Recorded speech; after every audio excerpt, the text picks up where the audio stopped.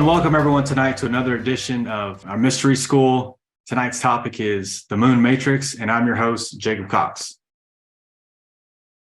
So I want to talk about the Moon Matrix tonight. I want to talk about this topic I've been talking about this topic for a very long time.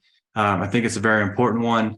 Over the years, the thing I've learned the most, and I really want everyone who's here with us tonight to know before it gets too much. There's something at the end I'm trying to bring to the awareness of everyone who watches this film, because I think it's important not just to bring out huge topics, but what can we do about them? How are these relevant for us in this now moment that we can use it? So let's go ahead and get started. So first, we're talking about the Moon Matrix. So we are talking about the moon. This is literally one of the biggest mysteries that we've talked about thus far, literally, because it's not even on this planet. It's outside of this planet. Our moon. It is a huge anomaly. It's got so many mysteries wrapped up in mysteries. It's mind-blowing. So let's go ahead and get started. So first, we got the moon. It's pretty obvious. Everyone sees it. We've seen it for a long time now. Lots of stories about it. It's the only moon that is recognized as a natural satellite to our planet. And starting from the very beginning, the whole WAC theory. This is what we're taught in school. How the moon came about was that some object, huge Mars-sized object, hit our planet, and then the debris after this object hits our planet, the debris swirls around our planet in this just perfect way, and so that the sediments and everything that's all in the atmosphere now just settles into our moon. This is what we're told. We even have a double WAC theory. Sometimes people say another object came in after the first object hit. These explanations and theories, and that's exactly what they are. They're only theories. We are taught in school as if these are actual facts, but these are theories, and they are not very good ones. They don't hold water.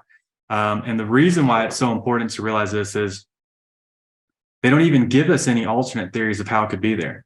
And the reason that they have to do something so astronomical, a huge idea of the WAC theory, is because our moon doesn't follow natural laws, natural physics of how all the other moons that we know of operate. And that's huge. So, it's really, one of those ideas where it's really important to just see the other theories and see what's out there. And I think that's what tonight we're really going to try to explain how other theories may be more appropriate for what the moon is. So after the WAC theory, let's go ahead and talk about how big the moon is, the size of the moon. So out of all the moons in the solar system, our moon is the 5th largest. Obviously, Jupiter and Saturn have bigger moons, but these are massive planets in comparison to us. Our moon is the 5th largest moon in the solar system. And we just really honestly shouldn't have an object that's circling around us that big for our gravitational pull that we have for this tiny little planet. Mercury and Venus doesn't have moons. Mars has a tiny moon. And in comparison, most moons are pretty tiny. Our moon is, even though it's the 5th largest moon in the solar system, it's actually the largest moon by ratio by any other moon in our solar system. And I think that's important to know. It's even, the diameter of the moon is over 3,000 kilometers. The diameter of our planet is over 12,000 miles. So it's literally 27% the size, a little over a quarter of the size of the Earth. That's massive. And that is so big. And we really don't even take the time to think about that. We just get this information as kids in school, and we just take it for what it's worth. We get it, and we're like, okay, it was kind of satisfying. But when you really look at the logistics, when you look at all the parts that go to it, it isn't really satisfying. It's not really explaining how this thing got here. So there are tons of moons in the solar system, Titan and some of the bigger moons from Jupiter and stuff that are obviously much larger than our moon. Our moon is honestly bigger than Pluto, that is a huge fact. One of the reasons why Pluto is no longer technically a planet, like a dwarf planet or whatever, because our moon is bigger, and some of the other moons of Jupiter are bigger than Pluto. This doesn't explain a lot. So let's keep going here. So our moon has a near perfect circular orbit. That doesn't happen anywhere else that we know of. All moons typically have this elliptical orbit. When they catch the gravitational pull of their planet, then they're circling in this more elliptical orbit. Our moon is in a circular orbit, much, much closer to the planet than all the other moons to their planet. And so one of the other big anomalies is, we got the fifth largest moon in the solar system. It has a perfect circular orbit, which doesn't happen anywhere else. And then it doesn't spin around. These are massive ideas when you really start to think about it. I mean, all planets, all moons, stars, the galaxy spins, but our planet, our moon, does not spin around. It does rotate around. So I had to do a little research to find exactly how it all works. But basically, when our planet is in the middle and the moon rotating around, you're only seeing one side. So eventually, as it turns around, it is turning around. And so basically the day and the month is the same thing, like 29 days, 29 point something. The moon and the day and the month are the same because it's taken an entire month to go all the way around and turn itself back to where it was in the beginning. So this is what's absolutely crazy. It is like a double planetary system. Let me say that again. It's a double planetary system. So technically, our moon is not really rotating around our Earth. It is rotating around the sun. And our moon and our planet are rotating in a harmonious dance called synchronistic rotation, where they are both rotating around and they are rotating around the sun. The moon is technically not rotating around our Earth. I know when I was reading this and learning about this, this is one of the things for this presentation in particular that I learned for myself, because I just didn't understand how this was all working and why we only do see one side of the moon, yet I knew that it rotated around. We are literally in a cosmic dance with the moon rotating around the sun. This is a heliocentric idea, not a geocentric idea. So all the astronomers that came and talked about the moon and the stars, and they would be on with this. But this is certainly is how it works, a double planetary system. And another huge thing is that the moon is likely hollow. And the Apollo missions 12 and 13 and 12, they took off from the moon, and the rockets that took off from the moon, they fall back down to Earth. And when they fall down to Earth, the moon rang like a bell for an hour.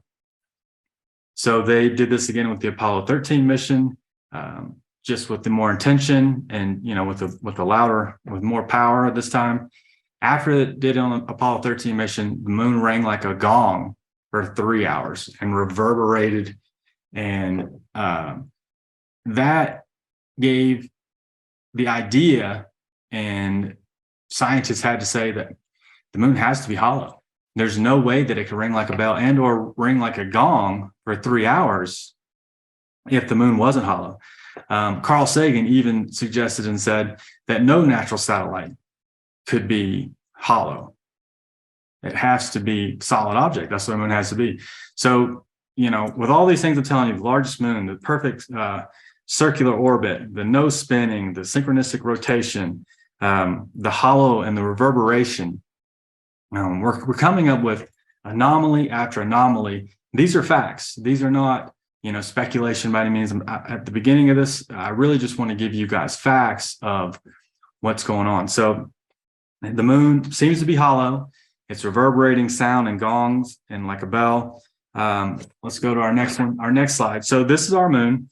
And just by looking at it, just taking the time to actually gaze upon it on a picture and realizing, as you look at this picture, this thing looks super old.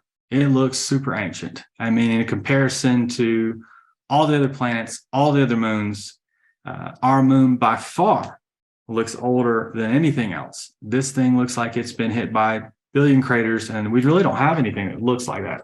Now, I know it doesn't have an atmosphere, but it just, it doesn't make sense for this thing to look as old as it is.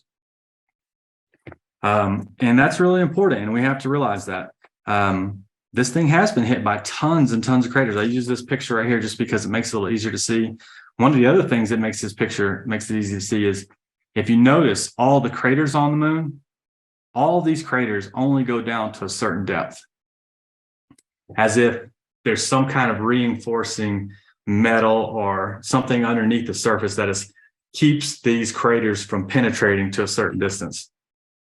And what also goes along with that is when the astronauts get the rocks and the moon rocks and everything off the moon, they bring them back to Earth. What they've noticed is that all the stuff on the surface should be the stuff that's inside the moon. That the rocks inside the moon, it seems like it's that's the same thing happens on Earth when we dig and we drill and we pull everything out and we put it on top. That's the older stuff now on the surface of the moon, and that stuff only happens when we dig and we drill, and so we have these older things on top of new things. That's what we're seeing on the moon, as if this thing has been hollowed out from the inside out. The rocks and everything that are on the surface are much older than everything underneath it. And that's incredible information.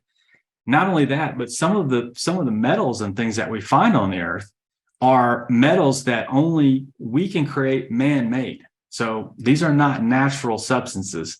That are literally metals that they find on the moon that we have to man-make here on our planet, as if there is some kind of man-made metals that is reinforcing the inside of the moon so that these craters hitting can't penetrate past a certain amount to the surface to protect the people inside or protect whatever's inside. Okay, so craters one depth. So this is incredible information, just to know that these metals exist on the moon, that these rocks are much older, that the craters, no matter how big they are, don't go past a certain point. Again, all this stuff is incredibly life-changing when you really put it all together. One anomaly, two anomalies, okay, maybe. But we're talking about anomaly after anomaly. And again, you can see in this picture maybe a little better, it helps to see that these craters only go to a certain distance. I mean, it's absolutely incredible. And this is something that you just don't learn about in school and no one talks about unless you go way down the rabbit hole on YouTube or another platform like that and check out these videos that people put out. Certainly a lot of information everywhere you look if you're really interested and you really want to dig. Okay, so on to the next thing. The eclipse. The eclipse is something that definitely doesn't happen anywhere else in our solar system or anywhere else that we know of. It is absolutely a phenomena for our moon to perfectly eclipse the sun. This doesn't happen anywhere else. And this is literally because the distance to the sun is 400 times the distance to the moon. And the sun is 400 times the size of the moon. So if we're talking about a kilometer backwards or a kilometer forwards, then it wouldn't happen. It has to be set in just the perfect spot for it to eclipse like that. Now that is absolutely wild. It's something that just doesn't happen anywhere else. There's nobody else who has a moon that big, and certainly not in a circular orbit close enough to eclipse the sun. This just doesn't happen. This is a mystery. It is an anomaly. It is to be a natural phenomenon. It's almost impossible. And again, I'm into somebody who's in impossible things, but when I look at how nature works, how the universe works, it has natural laws and patterns that it happens over and over again. All the other moons work the same way, but our moon doesn't. So it's something to think about. So again, we all know how this works. Once the moon gets in between the sun and Earth, it casts a shadow. Very important to see. But certainly, again, this just doesn't happen anywhere else that we know of. And it is quite the anomaly. And again, it's because it's 1/400th the size of the sun, but also 1/400th the distance of the Earth, which results in the moon and the sun being the same size in the sky, as a coincidence not shared by any other known planet-moon combination. Absolutely incredible. And then let's talk about the structures on the moon. There are lots of pictures of structures on the moon, pyramid-type structures, things that just don't look natural at all. And, they're all over the place. And then like these pictures, although, it seems small, the area that these things would cover and the height that these things would cover would be astronomically huge. One of these shards was discovered in 1968, and it is, thought to be 1.5 miles tall obelisk. In 1968, that's what they thought. That was 1.5 miles from the surface. And that is just an astronomical thing. And you can see the shadows and things that these things cast. So they have to be extremely tall to have a shadow like that. It's just absolutely incredible. I don't know if you guys have ever even been on like the Google moons and things like that. And they're just literally splotches blocked out that you cannot see. Just huge spaces that are blocked out that they don't want you to see on there. That's just the honest truth. So what are we talking about? Are we talking about there's literally, stations and things happening on the moon that we can't see? It honestly seems to be that way. People note seeing smoke in craters, light in craters. Sometimes people see blue lights in craters. They even have one part that's in a crater called the Blue Gem. And people see lights and things coming off of it. I mean, there are definitely stories from the astronauts, even Buzz Aldrin, and talking about things that they saw, people who were there when they were there.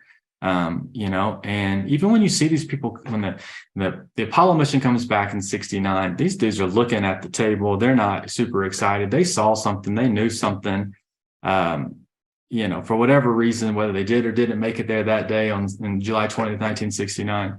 I think eventually at some point, at least we have, but certainly it is a mystery, and what's going on there is absolutely, insane. It's incredible. We're just trying to bring to the light some of these anomalies, some of these mysteries to help people understand, everything that we've been told in school, it's subject to, ridicule. It's subject to, let's check it out. Let's look at other things. Let's check out other theories. And there's nothing wrong with that. Absolutely nothing wrong with that. So, because there may be, who knows, at this point in my life, I realized I know absolutely nothing, this much to an infinite amount of information in the universe. And I find that incredibly important, to humble myself enough to say, I don't know it all. And I'll be honest, I don't think that the teachers knew it all. And I don't think that the education,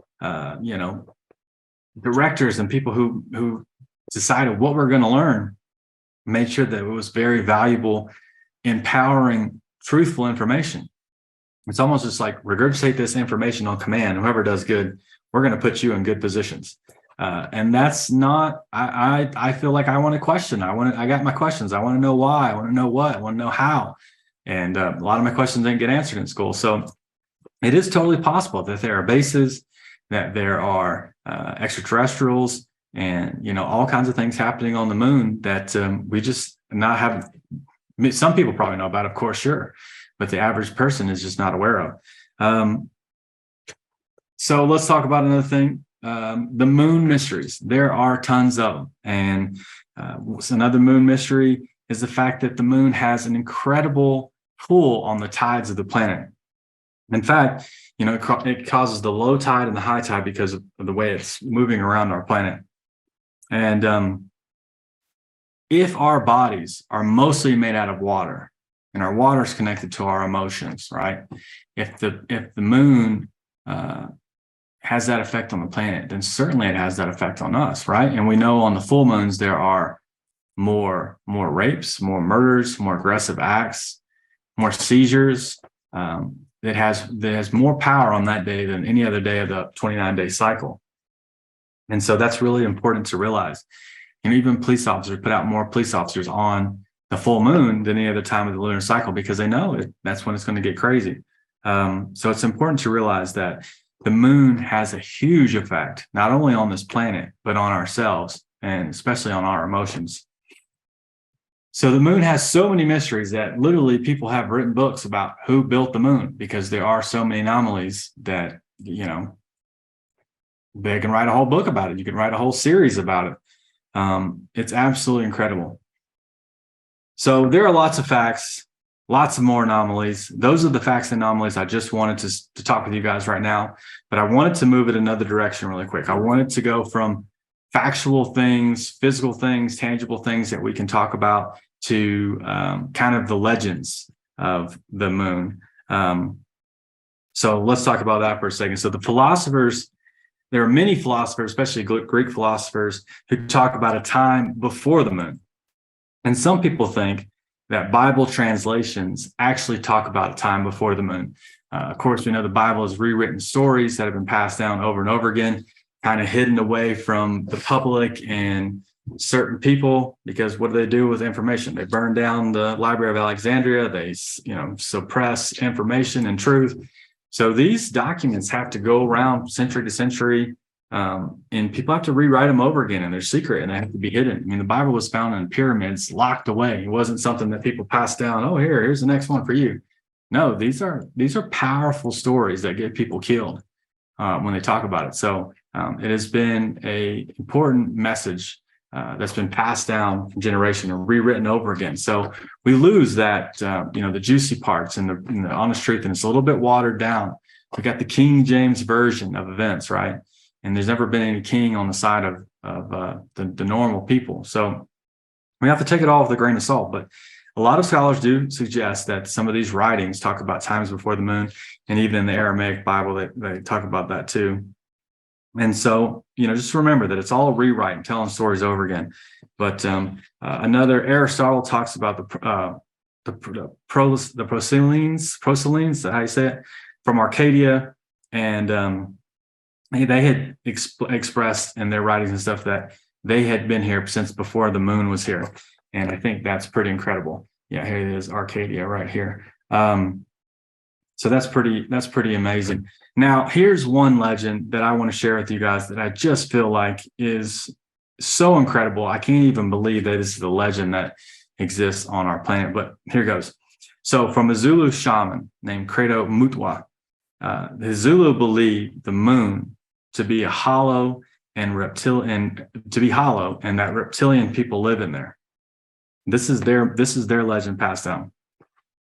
That it was brought here by two reptilian brothers, and it's very similar. This is very similar to the Sumerian information. We're talking about Enki and Enlil, the two brothers that came here in the Sumerian tablet. So very, very similar. And they said, the Credo Mutwa said that it was like an egg rolled across the universe, and by lizard people called Chitauri. And before the moon, there was no seasons. And it was a tropical, lush earth with humongous redwood trees all over it, and had this, fog over the entire planet. That, when you're in California and stuff, you've been to the place where redwood forest, they have this fog that's over the trees and everything. And that's what helps the trees grow so tall. They said this was over the entire planet. So there were trees everywhere. Pretty incredible. And he said before the moon, there were no seasons, and there were tropical huge trees, lots of fog. And when the moon was introduced to the planet, when the moon, when they drug that thing or drove that thing or flew it in, however you want to say it, when it flew in to rotating around our planet, it made all this fog fall to the ground, because our moon, our Earth is going straight up and down, right? This moon comes in, it tilts it over, because we know we're tilted over now. And it's such a weird thing, because even so, since we're tilted, you would think in summertime we're closest to the sun, but actually we're furthest away because of the tilt. But anyway, it pulls the planet down and tilts it over and completely changed everything. This is what creates the 4 seasons that we know of. And before that, they had no seasons. They had this supposedly 70-degree, nice tropical, Earth without the intense season. I'm sure there was a little bit of variation, and especially if you go up the mountains, obviously in higher elevation, it was colder. But for the most part, their day was pretty regulated. And we found this in other planets around the universe, where people have said, and scientists have discovered planets, and they say, man, this planet seems to have a very, upright down axis, and there's no seasons, and it's just a 70-degree day every day. And so when I heard that before, I was like, wow, that's probably what, our planet was before the moon was introduced. And it seems to be that's what their legend says. So they said it changed the rotation and turned over on its axis. So it went the other way completely too, which is a profound statement. I do think that it's possible when we have polar shifts that we our planet spinning one way, and we have a polar shift, and our planet probably stops spinning and goes the other way. This is something that probably does happen naturally, I do believe. That's probably what causes the 3 days of darkness. So if you have the sun over here, the poles flip, our Earth would stop spinning, and then the sun side would get a long day, which the Hopi legend talk about a long day that happened in the past that would happen again. And the eastern, on the other side of our planet, they talk about the 3 days of darkness. And that's what would happen if the planet was to stop spinning before it started to spin back around. So I do think that is what happens on our pole shift. And that's a whole nother topic, and we won't go too far into that. But for right now, according to them, again, it changed the rotation and turned over on its axis. And another thing that the Zulus say is that menstruation did not happen before the moon was here. And that, I feel like, is astronomical. That this thing not only has such a huge effect on all of us, it has an even more, a greater effect on women. And that to me is absolutely mind-blowing. And my honest thoughts here, these are my thoughts and not the facts. So I think that the moon was able to bring down what we call the divine feminine. And we have a divine masculine and divine feminine on this planet. And that's not just in certain genders. Of course, we all have that. I have divine masculine, divine feminine in me. But it makes sense if they were able to do this back when the moon came into place, that it was able to bring down the divine feminine, have them menstruate.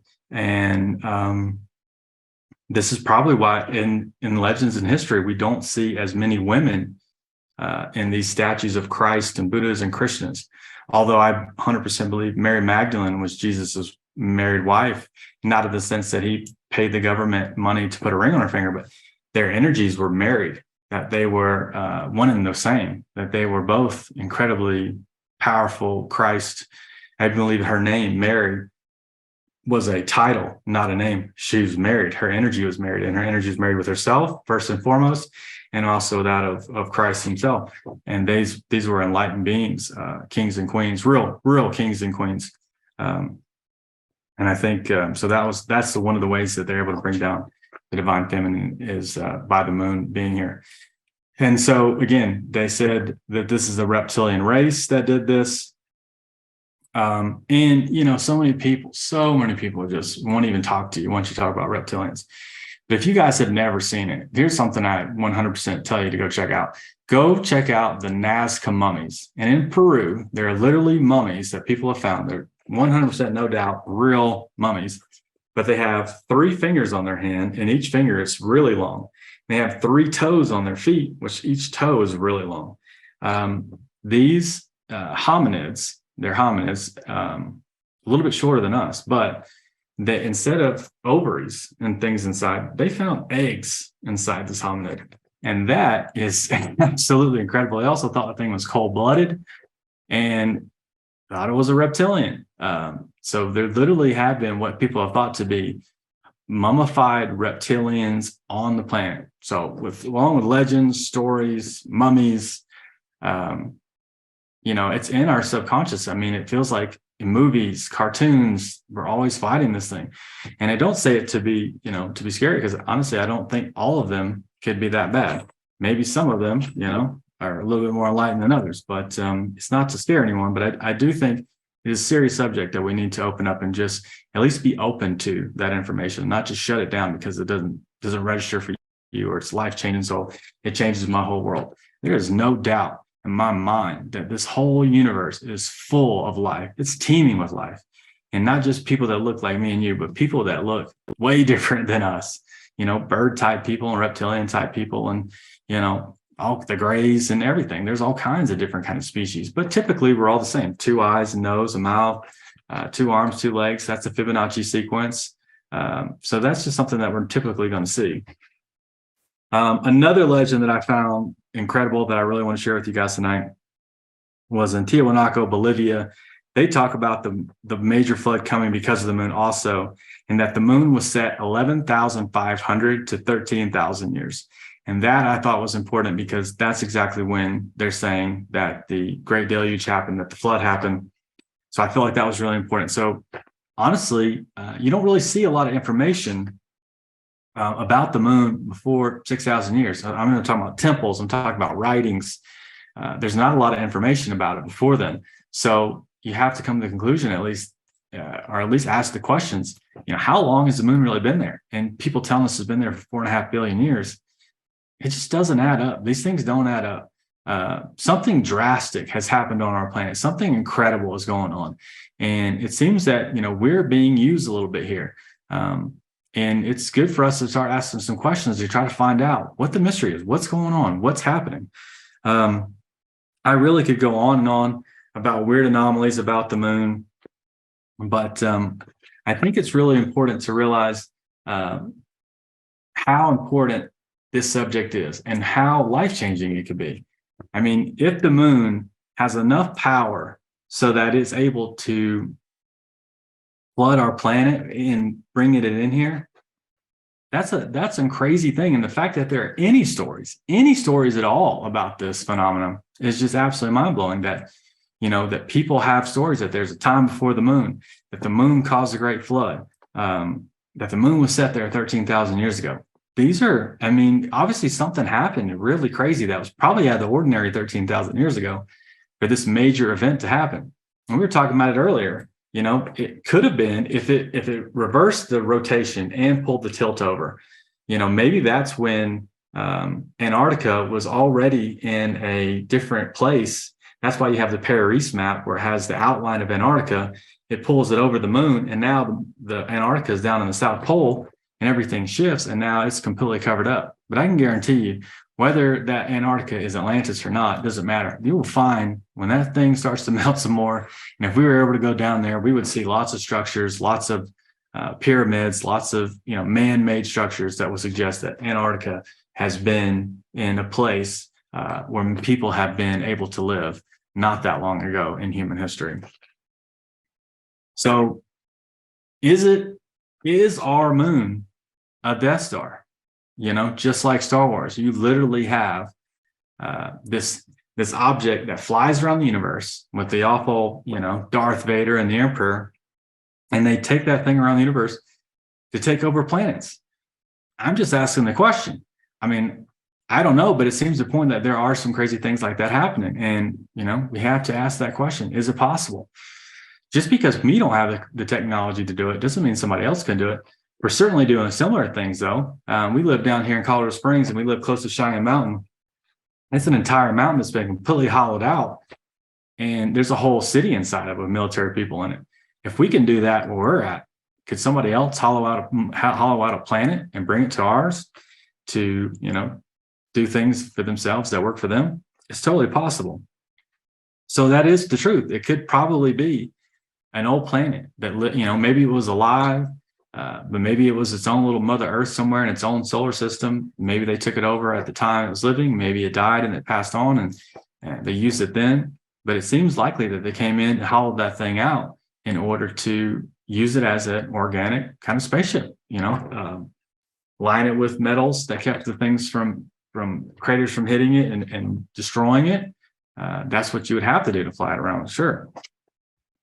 And it's possible that this is a Death Star, for lack of better terms. It is a spaceship to fly around to kind of take over planets, if you will. And so what if this moon is creating some kind of moon matrix where it's able to, create this frequency, create this energy that's emotionally, altering us, that's obviously altering women, and creating this frequency that almost kind of dumbs us down and makes us sleep a little bit, so we're not fully awake. I just think it's totally possible. What if? And if it is happening, is there a way that we can actually exit this matrix? Can we get out of this moon matrix that's been upon us for 13,000 years or so? I think so. One of the things that I feel like now more than ever that it's really important to share with you guys is, if someone takes advantage of you, it can be to your benefit. For instance, if there's a bully and the bully's going out on the playground to find someone to manipulate, to tear down, to make himself feel better, he's not looking for healthy people who are swinging and playing together. He's looking for that one kid who already thinks eternally, I'm not good enough. I'm not popular enough. People don't like me. That's his internal dialogue that's happening. So what happens? That's ultimately what the bully thinks about himself. So those two people line up and are attracted to each other like a tractor beam, and he's going straight to that person. And the bully may make fun of you. And most people say, bullies are so bad and everything else. And, it is, but it's needed. It's almost like this cosmic magnetic pull that needs to happen for you, because you probably wouldn't learn it any other way. But if your internal dialogue is, I'm not good enough, I'm not beautiful enough, I'm not, sexy enough, I'm not attractive enough, whatever. And that's what you're saying to yourself all the time, just constantly bullying yourself in the mental and emotional realms. Certainly, you're going to bring in the physical realms a bully. And that bully can make fun of you and talk to you, but eventually that's the catalyst for your change to realize your worth. I realized in a job before, I was taken advantage of so much by certain people. And I had to eventually realize I had worth, that I couldn't be taken advantage of if I didn't have worth, but it was my worth that I needed to realize so that it would be known to me. And at that moment, when I realized I was taken advantage of, and it was because I had worth, was so important to me. And it helped me realize that I needed that. I wouldn't have figured it out any other way, or at least that was the best way for me to finally figure it out and get the message to my head. It's almost like the universe has these little feather tickles and little touches, but if you don't listen, sledgehammer blows come, and eventually someone's taking advantage of you. You're in a bad relationship, job you hate, whatever it is. But those are the last final blows, things that are happening, and help you wake up. That suffering helps you wake up. So if that little kind of microcosm of this bigger microcosm, if someone is using on another planet trying to take us over, to use us as batteries, then they are in this consciousness that's a little bit outside of us. They know we exist. They're watching us. But are they smarter than us? Are they better than us? Are they more connected to spirit than us? I don't think they could be, because I certainly don't see someone who's super connected to source and to spirit taking advantage of people. These people have to be empty on the inside to be one to suck on and take advantage of others. So my ultimate realization is this, that if these people are out here in this planet and this moon taking advantage of us for whatever reasons, they can't be that much higher than us. They really can't. And if this is some kind of Death Star and there's people living in it taking over planets, then maybe we can become Jedis. Maybe a Jedi is just really another term for a Christ or a Buddha or a Krishna. And Christ said, you can do all the things I'm doing and greater things, but we have to believe it to achieve it, to receive it. This is probably one of the most important things I feel about this topic. It may be scary. It may be a little off-putting, at least in the slightest, but if it helps us realize who we really are and how powerful we really are, and that it's time for us as a civilization, as a human race, not white, black, red, or yellow, but that all of us are part of a human race. And that's the only race that really exists. When we start to come together, when we start to become one, when we start to realize, stop fighting each other, start hating each other for what you look like, what your politics are, to stop being polarized against each other for Democrat or Republican or, whatever the circumstance is, and start to realize, hey, that's my brother, that's my sister, these are earthlings, these are humans.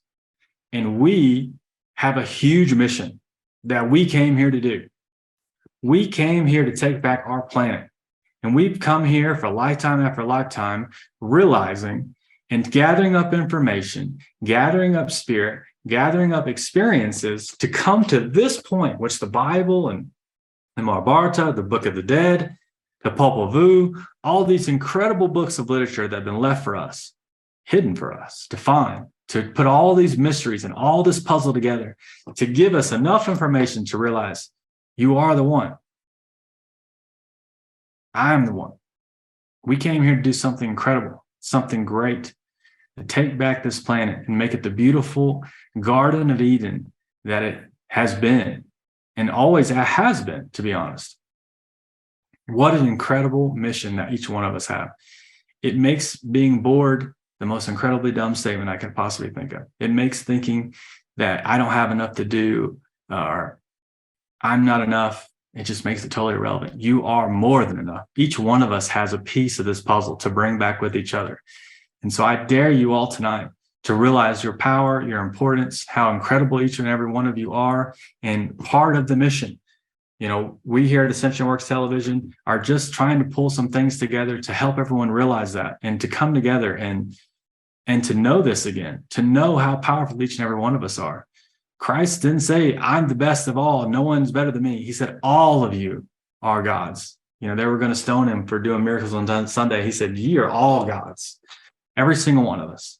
And more I read that New Testament and the most important words written in red, I realize he was telling us, he was daring all of us to be great, to be beautiful, to be loving beings that we came here to be, to love each other, to hug each other, to love our neighbors as ourselves. And so tonight I want to tell you guys this. If the moon is this idea of some kind of Death Star that has aliens in it that have come here to, you know, kind of take advantage of us in some way, to say it in the quickest way. What's important to know is the Hermetic principles. There's 7, but there's one that I want to talk about right now before we get off. The pendulum swing is in everything. If there's something that's going on over here that pulls everything to this way, then certainly we can use that when the pendulum swing comes back to our advantage. And so by talking to many of my friends and everything, I'm realizing that these moon phases have power in them for us. This is incredibly important to know, that emotions, that focusing on certain emotions, that having ceremonies on the full moons and new moons, and setting intentions, it's incredibly important to be able to use this instead of going out on town on a Friday night on a full moon. It's going to wreak havoc on you. I mean, I've been in that industry. I've seen people do crazy things, especially on full moons, that they just normally wouldn't do. It's having that kind of effect. But if we can take our intentions back to the ceremonies, the intention settings of certain times and places and doing ceremonies, not only with others, but with ourselves, but especially with others too. And realize that harvesting, growing, all this stuff has a huge impact on who we are as a civilization. When we follow these cycles of the moon, it can help us. It's that we can certainly use it to our advantage. The pendulum swings and everything. So even when someone takes advantage of you, you know that you can take that and use it for yourself to be a better person, and to know your worth. That's incredibly important. So, you know, tonight I want to leave with this, that I think maybe the moon may not be here in our near future. I think I've been in a park one day. Mike, if you want to pull that just to me now. I've been in a park one day a couple of years ago, and I was talking to Tava. Tava is what people call Pikes Peak. It's our 14,000 foot mountain here at Colorado Springs. And I was doing a meditation, and Tava spoke to me, and she told me about polarization, that people are polarized. And this polarization, whether it's Democrat, Republican, white or black, whatever you find something to be polarized against someone else about, it was detrimental to us as a society. And that, pull yourself away from that. See the wholeness in that. See the duality in that. Don't let them polarize us. Don't let them make us fight each other. Love each other. Love one another. Know that out of all the people I ever met, I have never met one person to this day, and I don't expect to meet anybody with the same values and teachings and understandings that I've got, and the things that I believe. I haven't met one, and I don't expect to meet one person that believes everything that I do. But I've met a lot of people who believe in God is love, that each one of us are important, to love our neighbors, to care about each other, to take care of each other. That is fundamental in the society and the tribe that I'm in now. And I think that's super important. We live in an incredible time. This is the time been prophesied by so many around the world, almost every continent. I'm sure we find some prophecy and some text in Antarctica when we pull it up. But we live in an incredible time to take back our planet. And, you know, what a coincidence. What a coincidence it is that one of the biggest movies on our planet is Star Wars, about, you know, this artificial AI intelligent man that's mostly machine who goes around to planets to take it over with a bunch of probably reptilians that work with them. And knowing that this is our planet, this is like Avatar, right? That's why it's so emotional to watch that movie, man. It's like, this is our time. This is our planet. We live here. We have the knowledge. We have the information. They are the few and we are the many. But we must come together. We must work together in a way and do ceremonies in a way, because we know this is all about magic. And there's a few people work together who do magic and rituals so that there's this illusion of fear. There's an illusion of lack. There's an illusion that there are more powerful people than us. That is the matrix of fear. When we love and we burst through that matrix, it doesn't apply to us anymore. We literally become like Neo. We're not confounded to those laws anymore. We rise above them. And everything that I've ever read suggests that we can do all these things and greater things. And I'm asking everyone tonight to come together, to get together with people in your community, in your tribe, start to do these ceremonies together. Focus on what works for you and what works for everybody as a whole, as opposed to a few. Start doing ceremonies with the people in your community. Start talking with people in your community.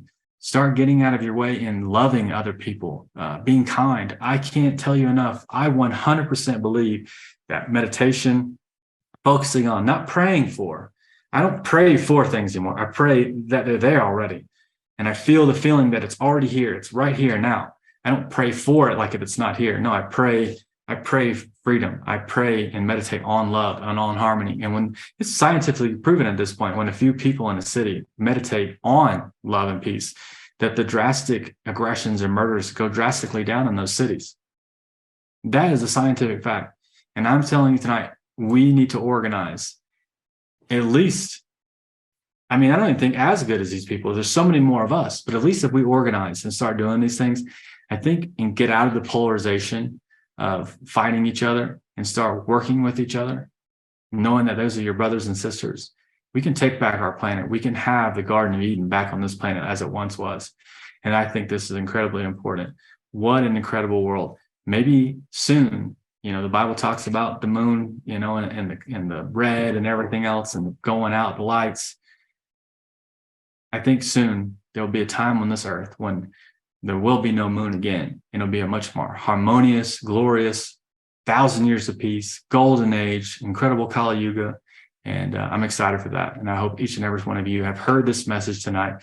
Know it deep down in your heart and in your soul that it is true, and do something about it. And I just want to say thank you guys all. I'm incredibly grateful for every single one of you that showed up, for every single one of you that will watch this movie down the line, watch this podcast, whatever you want to call it, Mystery School. I want to thank Ascension Works TV, and I'm so grateful each and every single one of you. And I'm extremely grateful to live at a time where we can take back our planet and take back our world and live in a place and in a way that's been lost to us for a long time. I thank you all. Namaste.